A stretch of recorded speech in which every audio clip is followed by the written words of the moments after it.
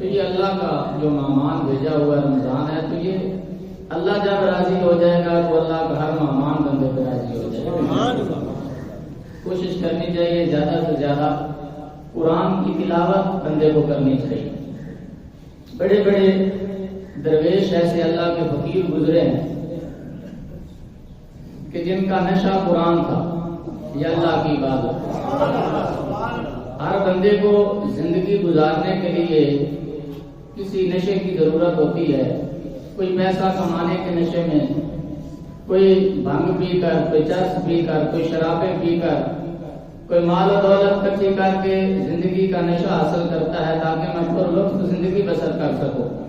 ہر بندہ کسی نہ کسی چرس اور نشے کے پیچھے ہے، کسی کو عورت کا نشہ ہے، کسی کو کسی چیز کا نشہ ہے، لیکن اسی طرح اللہ کی راہ میں بھی کچھ ایسے نشے ہیں کہ جنہوں نے وہ نشہ کیا ہے وہ اللہ کے عاشق گزرے اور پھر انہیں سر تن سے جدا بھی ان کا کر دیا گیا، تو اللہ کے عشق کی شراب انہوں نے اس طرح پی ہے کہ دنوں کو روزہ رکھتے، راتوں کو اللہ کی عبادت کرتے، اور انہیں اس نشہ اور اللہ کے عشق کی شراب کا انہیں مزہ اتنا آتا، پھر ان کی گردنوں پر آرے بھی چلتے رہے تو انہیں پرواہ نہ رہی۔ جاؤ بہت بڑا محدث وقت کا حضرت ابو العالیہ، بڑا مشہور محدث اور مفسر بیات وقت گزرے ہیں، ان کی ٹانگ خراب ہو گئی۔ میں موضوع سے ہٹ کر یہ بات کرنے لگا ہوں، ان کی ٹانگ ایک خراب ہو گئی۔ حکیم کہنے لگا کہ یہاں سے اس کو کاٹنا پڑے گا ورنہ مرنے کا خطرہ ہے، یہ مرض آگے پھیل جائے گا، رام سے کاٹنا پڑے گا، ان کی ٹانگ پوری کو جب تک کاٹیں گے نہیں ٹھیک نہیں ہوگی ورنہ مر جائیں گے، یہ بیماری پورے جسم میں پھیل جائے گی۔ حکیم کہنے لگا ظاہر اس زمانے میں آریاں ہوتی تھی اور ہاتھ سے کاٹنا ہوتا تھا، کہا گیا کہ آری کے ذریعے سے کاٹنا پڑے گا، تو مولانا سے کہیں گے تھوڑی سی ان کو شراب پلا دیتے ہیں تاکہ شراب کے نشے میں کاٹنے میں آسانی ہوگی، انہیں تکلیف کم ہوگی۔ جب آپ کو یہ خبر پہنچی تو رونے لگے، کہنے لگے میں نے تو ساری زندگی شراب کو منہ تک نہیں لگایا، تو میں تو نہیں پیوں گا، کیونکہ سرکار نے فرمایا جس نے دنیا میں شراب پی لی اور بغیر توبہ کے مر گیا، قیامت والے دن میرے ہاتھ سے حوض کوثر کا جام نہیں پیے گا۔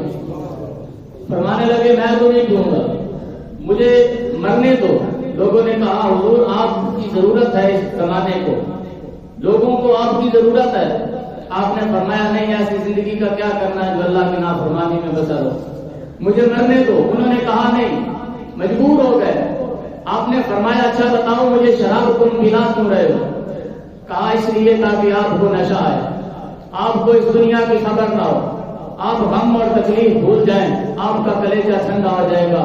حضرت ابو العالیہ بہترین قرآن کے قاری تھے۔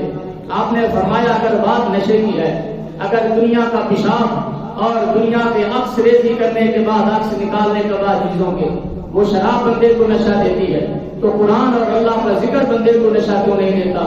آپ نے فرمایا ایک بہترین آواز والے قاری کو بلایا جائے۔ ایک قاری کو بلایا گیا، فرمایا جب یہ میری ٹانگ کاٹنے لگے تم میرے سرانے بیٹھ جاؤ، تم الحمد سے لے کر قرآن پڑھنا شروع کر دینا۔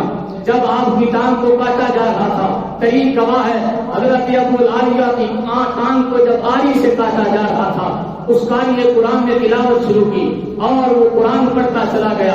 اللہ کے فقیر کو نشہ آنا شروع ہو گیا، قرآن کی تلاوت کا انہیں جوش آنا شروع ہو گیا، وہ خود ہی سے باہر ہو گئے، انہیں اپنی خبر نہ رہی، وہ تلاوت قرآن میں اتنے مستغرق ہوئے، ٹانگ کو کاٹ دیا گیا، قاری قرآن نے تلاوت بند کی۔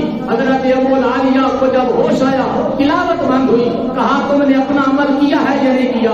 کہا حضور آپ کی ٹانگ کاٹ لی ہے، کیا آپ کو خبر نہ رہی؟ فرمایا جو تم نے اللہ کا کلام پڑھا ہے اس کا نشہ اور اس کا چفس اور مزہ اتنا ہے، فرمایا اگر ابو العالیہ کے جسم کے ٹکڑے بھی کر دیتے اور میرے ذرے ذرے کو الگ الگ میرے جسم سے کر دیا جاتا، میری روح کو تم اللہ کا کلام سناتے رہتے، میرے جسم کے ٹکڑے تو ہو جاتے لیکن اللہ کے عشق کی شراب کا جو نشہ تھا وہ اللہ کیا۔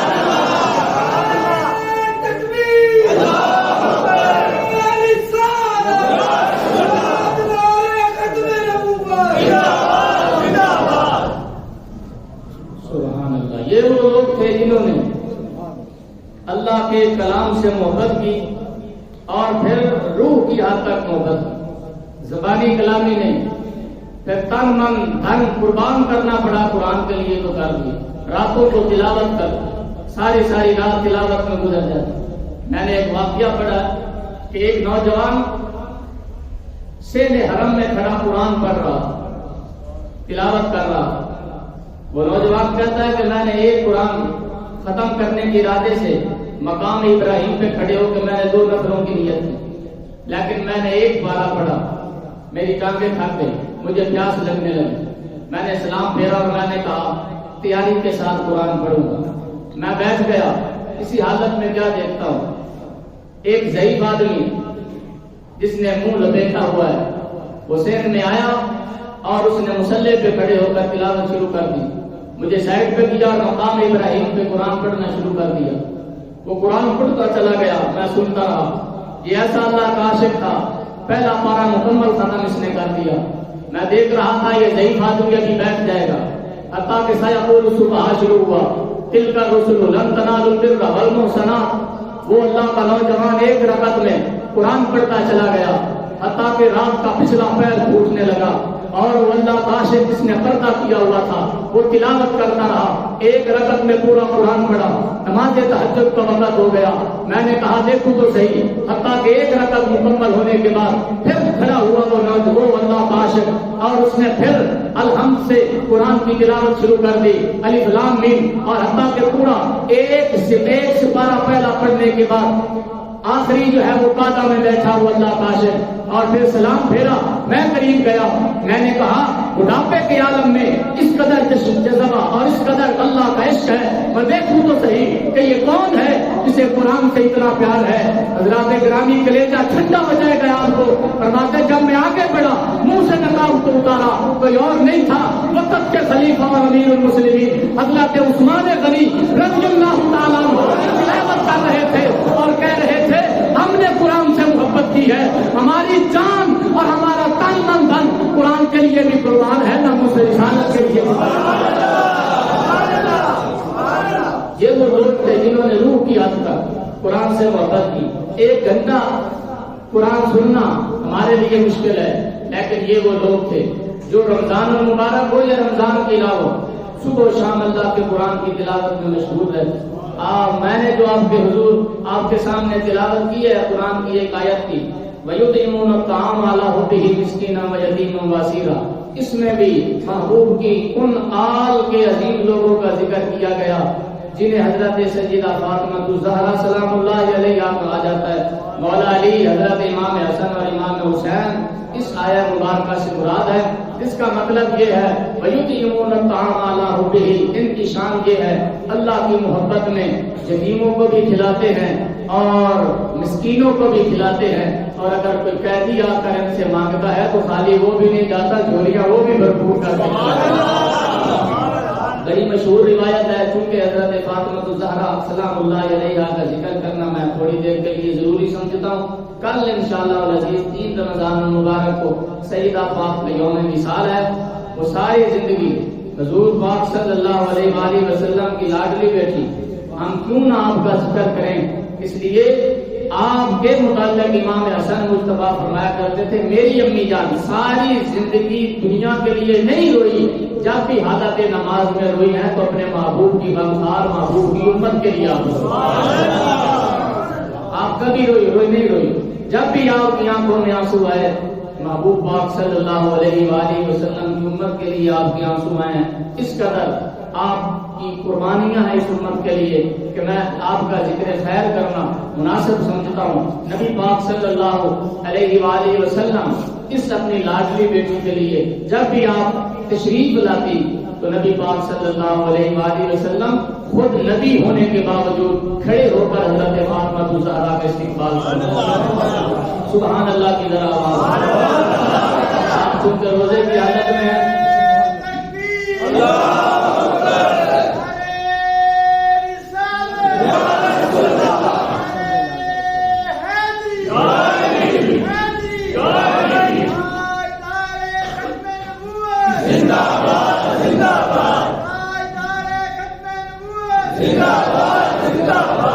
حضرت عائشہ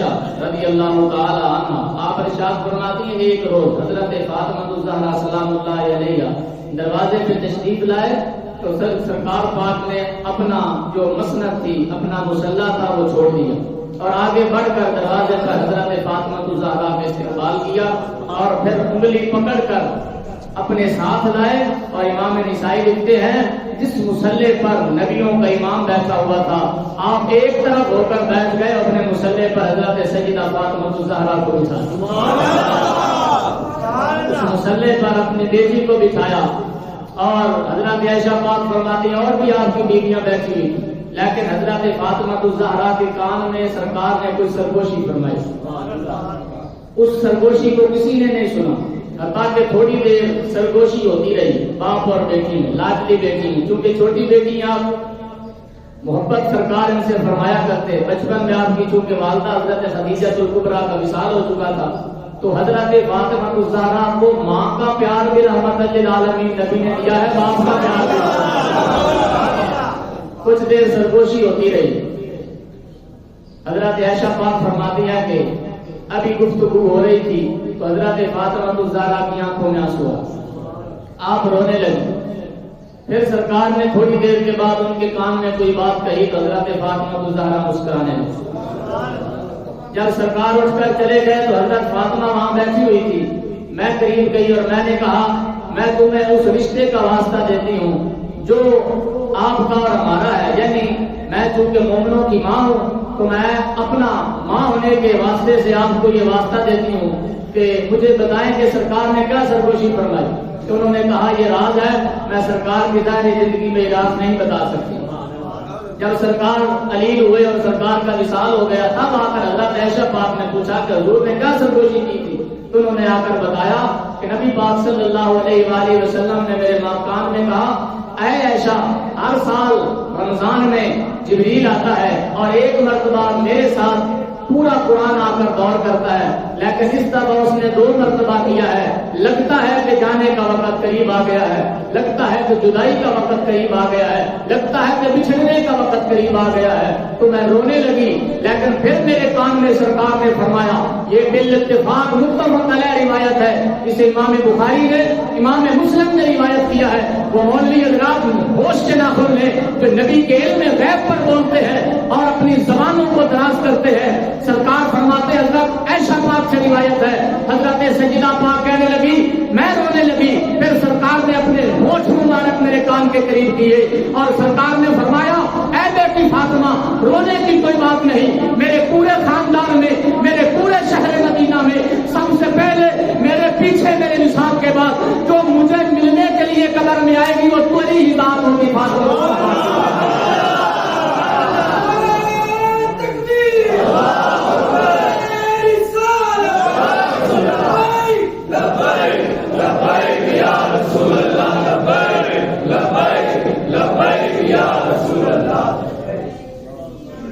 فرمایا سب سے پہلے جو مجھے ملنے کے لیے آئے گی پورے خاندان میں اے بیٹی فاطمہ وہ تیری ذات ہوگی. اب غور کرنا چاہیے کہ سرکار کا 6 ماہ کے بعد وصال ہوتا ہے.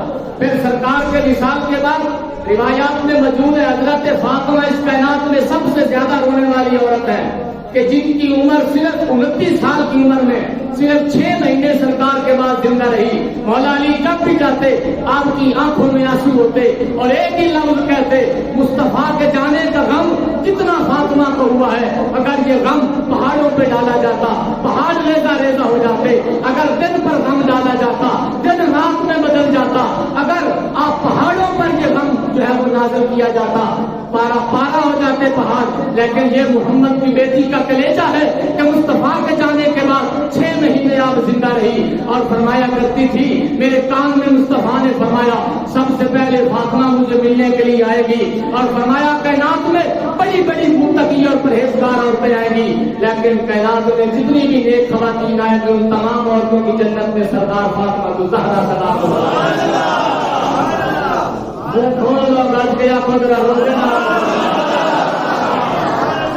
فرمایا سب سے پہلے حضرت فاطمہ ملنے کے لیے گئی. گرامی قدر حضرات، حضرت سیدہ طیبہ طاہرہ فاطمہ الزہرا سلام اللہ علیہا آج ہماری ماؤں اور بہنوں کے لیے اسوہ حسنہ ہے. آپ کی زندگی آج پردے کا کپڑا جس عورت کو بوجھ لگ رہا ہے انہیں ہوش کے ناخن لینے چاہیے. حضرت سیدہ طیبہ طاہرہ فاطمہ الزہرا سلام اللہ علیہا نے آج کی ماؤں اور بہنوں کو اسوہ دیا ہے. فرمایا کہ پردے میں تمہاری نجات ہے. پھر سرکار نے فرمایا یہ میری بیٹی پردے کی وارث ہے. کل قیامت کے دن 70,000 حوروں کے جھرمٹ میں 2 سبز چادروں میں لپٹی ہوئی میری بیٹی جب اہل محشر کے سامنے آئے گی. سبحان اللہ کی سانو بھی یہ میری بیٹی فاطمہ قیامت کے دن 70,000 حوروں کے جھرمٹ میں درمیان میں آئے گی.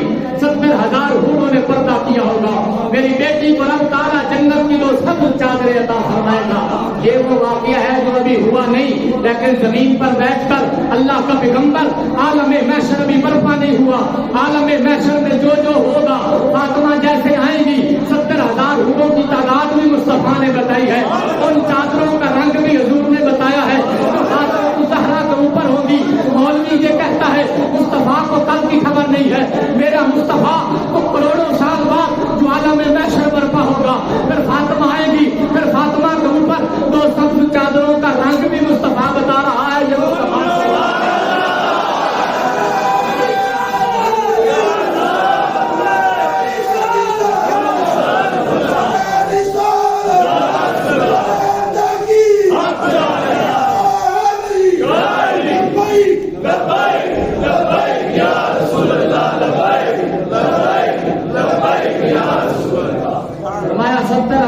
جرمٹ میں میری بیٹی آئے گی. پھر رب تعالیٰ بولے گا. پھر رب تعالیٰ بولے گا.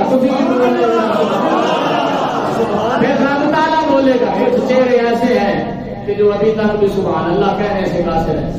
رب کے گھر میں بندہ حضرت سیدہ کا ذکر سن رہا پھر خاموش ہو کر بات کے کہنے فرمایا تمام اہل محشر کو رب فرمائے گا اے اہل محشر، اے محشر والوں، ان میں نبی بھی موجود ہوں گے، ان میں غوث بھی موجود ہوں گے، ان میں ابدال بھی موجود ہوں گے، ان میں اوتاد بھی موجود ہوں گے. تمام ولی غوث کتب ابدال. رب فرمائے گا اپنی گردنوں کو جھکا لو، اپنی نگاہوں کو جھکا لو.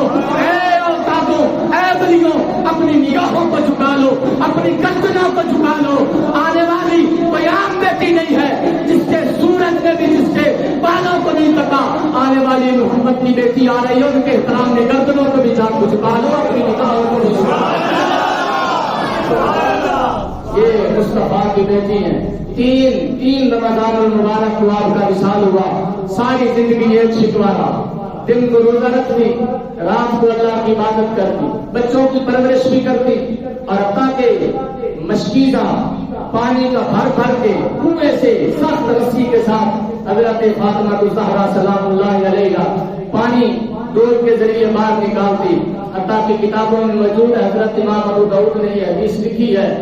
حضرات گرامی آپ کا دل نرم ہو جائے گا یہ سن کر کہ سیدہ پاک کے ہاتھوں کو نقصان ہوا، اور حتیٰ کہ آپ کے ہاتھوں پر نشان پڑ گئے اس رسی کے جس کے ذریعے آپ پانی نکالا کرتی، اپنے ہاتھوں سے جھاڑو لگاتے. یہ وہ بیٹی لاڈلی بیٹی ہے جو نبی آخر الزمان کی بیٹی ہے. آج کی بیٹیوں کو صبح حضرت فاطمہ الزہرا کا منانا چاہیے.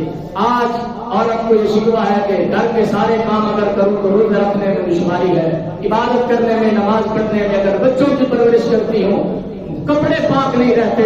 یہ میری پیارے محبوب کی لاڈلی بیٹی ہے کہ جب بچوں کی تربیت کا معاملہ آیا، ایک کا نام حسن بنا، دوسرے کا نام حسین بنا.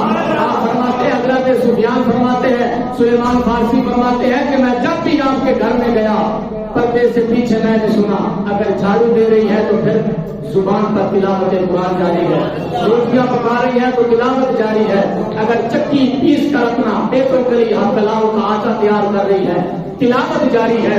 اگر ڈرامے دیکھ کر اور بے حیائی والے کام کر کے اداکار پیدا ہو سکتے ہیں تو آج بھی محمد مصطفیٰ کی بیٹی کو اپنانے والی جو بیٹیاں ہیں وہ اگر قرآن کی تلاوت اور درود پڑھ کر بیٹے کو دودھ پلائیں گے تو حضرت علی اور حسین ابن علی کا جانشین کیوں نہیں پیدا ہوگا؟ آج مائیں اگر تلاوت قرآن کریں اور درود پاک پڑھیں اور پھر دودھ پلائیں تو انشاءاللہ العزیز آنے والا جو جانشین ہوگا وہ حضرت حسین ابن علی کا جانشین، سبحان اللہ کی طرح۔ لیکن آج جانشین کم پیدا ہوں گے اور آپ کو اداکار زیادہ پیدا ہوتے ہوئے نظر آئیں گے۔ میں نے لفظ بڑا مہذب استعمال کیا اداکار، اور پنجابی چاہیے کہ اداکار مبجہ لفظ ہے، لیکن وہ چونکہ لفظ مناسب نہیں، ایک جدید لفظ ہے اداکار، کہ جو سیڑھیوں پر بیٹھ کر سروں پہ دوپٹے نہیں لے عورتوں کے مذاکرہ دین کا ہو رہا۔ لیکن ادھر آؤ، سیدہ فاطمہ زہرا سلام اللہ علیہا ایک مرتبہ پردہ کر کے سلمان فارسی فرماتے ہیں پردے پر میری نگاہ پڑی تو پردے کو 17 پابند لگے ہوئے تھے، جو چادر سجدہ نے لی ہوئی تھی اگر حکم کرتی تو آسمانوں سے جوڑے آتے، لیکن ہماری بہنوں اور ماؤں کے لیے اور ہمارے لیے اسوا چھوڑا کہ تنگی کے ہر لمحے میں شکوہ زبان پر نہ لانا، اپنے اللہ کا شکر ادا کرتے ہیں۔ 17 پابند لگے ہوئے۔ حضرت سلمان فارسی فرماتے ہیں آپ چلی چلی سرکار کے گھر میں گئی، حضرت عائشہ رضی اللہ تعالیٰ عنہ بیٹھی ہوئی تھی، چونکہ لوگوں کی کثرت تھی حضرت سیدہ کچھ مانگنے کے لیے آئی تھی، لیکن حضرت عائشہ پاک پر توجہ ہے حضرات کی۔ حضرت عائشہ فرماتی ہیں کہ حضرت فاطمہ حضور پاک سے کچھ مانگنے کے لیے آئی، لیکن چونکہ لوگوں کا جمع غفیر دیکھا تو بات کرنا مناسب نہ سمجھی۔ آج ٹیویوں پر بیٹھ کر اور نامحرم مردوں کے ساتھ بیٹھ کر ٹی ویوں پر بیٹھ کر دین کا تبصرہ کرنا ہو رہا ہے، لیکن ادھر سیدہ کا پردے کا عالم یہ تھا، میری طرف دیکھو اللہ کی رحمت ہے، سیدہ پاک کے پردے کا عالم یہ تھا کہ چند لوگوں کے ہوتے ہوئے انہوں نے سرکار کی بارگاہ میں بھی سوال نہیں کیا۔ اسی طرح واپس آ گئی، جب رات گئے حضرت عائشہ پاک نے سرکار کو بتایا کہ آپ کی بیٹی لاڈلی بیٹی آپ سے کچھ مانگنے کے لیے آئی تھی، تو نبی پاک صلی اللہ علیہ وآلہ وسلم نے بستر کو ایک طرف رکھا اور رات گئے حضرت فاطمہ زہرا کے گھر میں خود تشریف لائے اور فرمایا بیٹی پتہ چلا کہ آپ تشریف لائی تھی، خیریت تھی؟ حضرت فاطمہ فرماتی ہیں ہم سوئے ہوئے تھے، ہم اٹھ کر بیٹھ گئے، سرکار محبت بھری ہم سے باتیں کرنے لگے۔ میں نے کہا ابا جان پتہ چلا تھا کہ کچھ کنیزیں اور کچھ لونڈیاں اور کچھ غلام آپ کی بارگاہ میں آئے تھے، میرے دل میں یہ خیال آیا تھا کام کر کر کے تھک جاتی ہوں اور پانی کھینچ کھینچ کر ہاتھوں میں زخم ہو گئے ہیں، سارا روز کام کرتی ہوں، بچوں کی تربیت اور رات کو اللہ کی عبادت، میں نے چاہا کہ کوئی کنیز مانگ کے لاؤں تاکہ وہ بچوں کی پرورش کر سکے۔ سرکار نے جب یہ جملہ سنے تو حضور رونے لگے اور نبی رحمت جانا لاڈلی دیتی ہے، زندگی میں کبھی کچھ نہیں مانگا، آج مانگنے کے لیے بھی گئی تو واپس آ گئی۔ سرکار خود آئے اور سرکار نے فرمایا بیٹی تم نے ٹھیک کیا نہیں مانگا، اس لیے کہ آپ سے پہلے وہ جو بدر میں شہید ہوئے تھے ان شہیدوں کے کچھ یتیم بچے آ گئے تھے، یتیم بچوں کو میں نے وہ ساری لونڈیاں اور وہ سارے غلام یتیموں کو دے دیے ہیں، بیٹی آ کر تم مانگتی بھی تو میں نہ دیتا، اس لیے کہ میں تمہارے لیے اسوا ہوں اور تم امت کے لیے اسوا ہو۔ آپ نے فرمایا بیٹی وہ تو یتیموں کو دے دیے، ہاں اگر کچھ لینا چاہتی ہو ایسا تحفہ دیتا ہو جو آپ کے لیے بھی تحفہ ہوگا، آپ کی اولاد کے لیے بھی تحفہ ہوگا اور قیامت تک آنے والی میری امت کے لیے دوسرا حسنات ہوگا۔ فرمایا بیٹی میں تمہیں ایک وظیفہ دیتا ہوں، اے علی تم بھی اس وظیفے کو یاد کر لو اور میرے ہر مجھے تک یہ وظیفہ پہنچا دو۔ فرمایا جو بھی روزانہ سبحان اللہ 33 مرتبہ پڑے گا، 33 مرتبہ الحمدللہ پڑے گا اور 34 مرتبہ اللہ اکبر پڑے گا، فرمایا کبھی نہ کمزوری ہوگی اور نہ اس کو کوئی مصیبت لاحق ہوگا۔ مولا علی پاک فرماتے ہیں پوری زندگی حضور حضور کے بتانے کے بعد میں نے کوئی رات ایسی نہیں گزری کہ سونے سے پہلے میں نے یہ عمل نہ کیا ہو. آپ فرماتے ہیں جنگ صفین میں لڑتے لڑتے مجھے لیٹ ہو گئی, میرے جسم میں کچھ کمزوری ہونے لگی, تو میں نے کہا ایک طاقتور نسخہ اور وظیفہ, قوت والا وظیفہ حضور نے دیا تھا. پھر میں نے اس رات کے پچھلے پیر جو مصطفیٰ نے ہمیں وظیفہ دیا تھا, وہ میں نے جو ہی وہ وظیفہ پڑھا تو میرے دن بھر کی تمام تھکاوٹ اللہ نے دور فرما دی اور میرے جسم میں پھر اسی طرح طاقت. یہ وہ وظیفہ ہے روزانہ ہر نماز کے بعد جسے تسبیح فاطمہ بھی کہا جاتا ہے. یہ وہ سخاوت والا گھر ہے, اس قدر سخاوت ہے.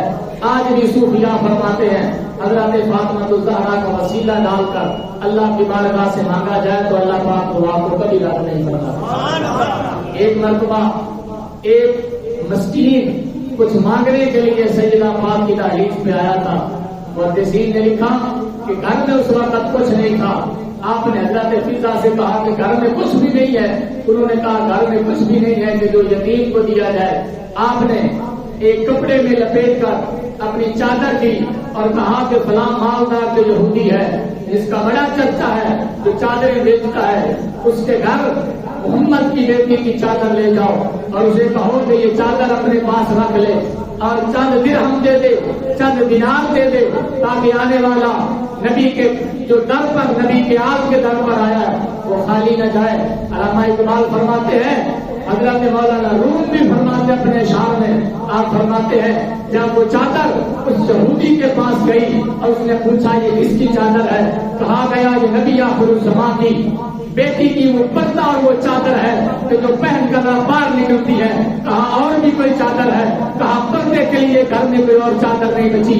کچھ گھر میں نہیں تھا مگر کوئی مانگنے کے لیے آ گیا تھا, اس کو کچھ دینے ہیں تاکہ آپ کے در سے خالی نہ جائے.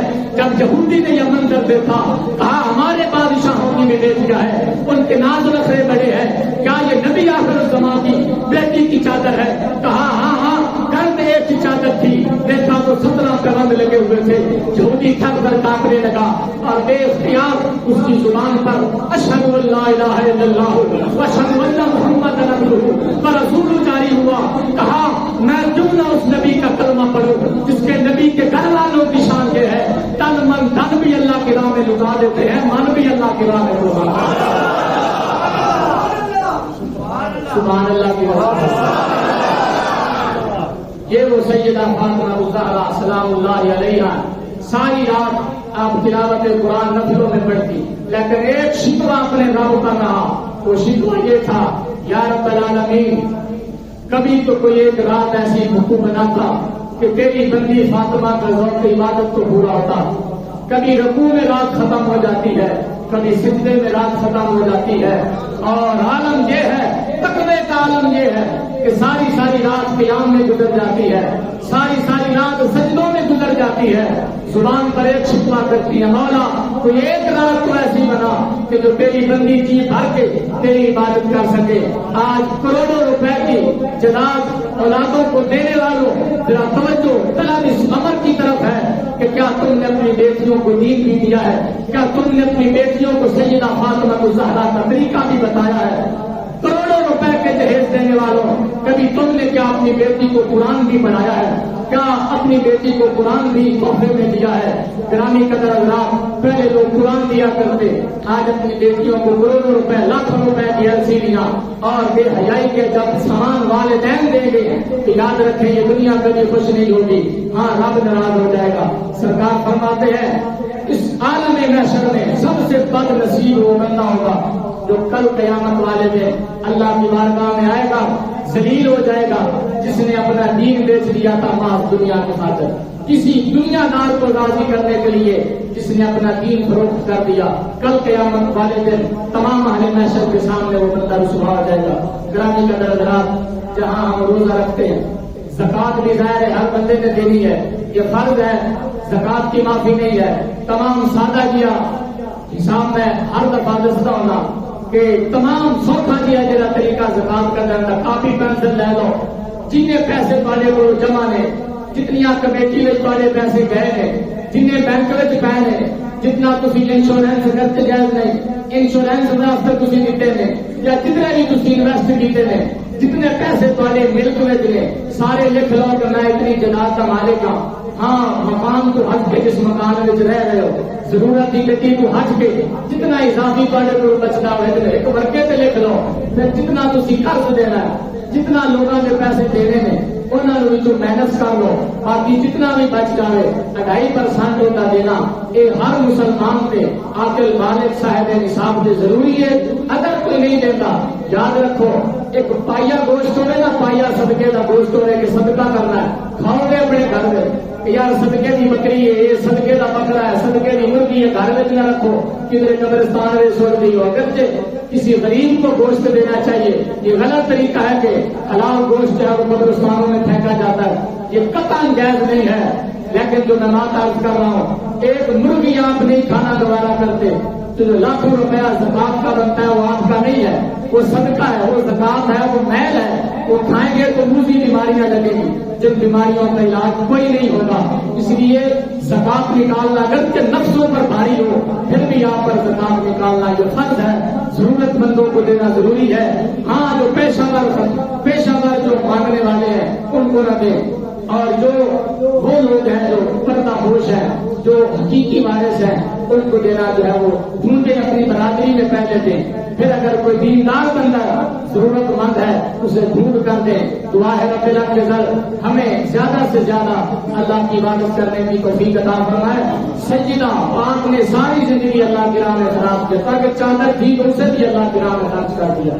खर्च करने से दूर फरमाते मोमिन का रिज़्क ज्यादा होता है। दुआ है रब्बिल आलमीन कल इंशाअल्लाह सज्जिदा पाक का यौम विसाल है, अपने घरों में बच्चियों और बच्चों को सीरत सैयदा फातिमा समझाने की तौफीक अता फरमाए।